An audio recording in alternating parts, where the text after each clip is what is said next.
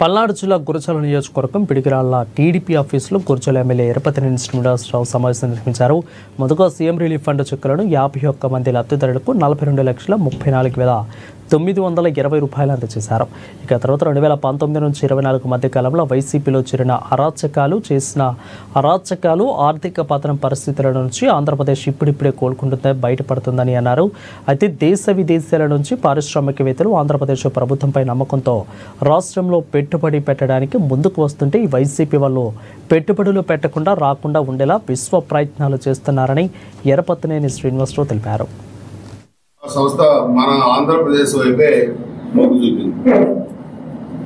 అంటే ఇక్కడ నుంచి ప్రపంచవ్యాప్తంగా కూడా కార్యకలాపాలు నిర్వహించడానికి అనువైన ప్రదేశం వైజాగ్ అని. ఇది ఒక మన ఆంధ్రప్రదేశ్కి మన ఇండియాకి సంబంధించిన అంశం కాదు ఇది.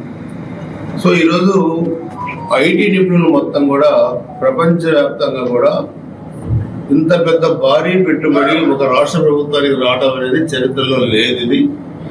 ఇది కూటమి ప్రభుత్వం ముఖ్యమంత్రి చంద్రబాబు నాయుడు గారి నాయకత్వంలో సాధించిన ఘన విజయంగా కూడా బయట ప్రాంతాల్లో అందరూ కూడా నిపుణులు చెప్తా ఉన్నారు. కర్ణాటక, తమిళనాడు ప్రభుత్వాలు ముఖ్యంగా వాళ్ళ ఆనందం కూడా చాలా బాధపడే పరిస్థితి ఉంది.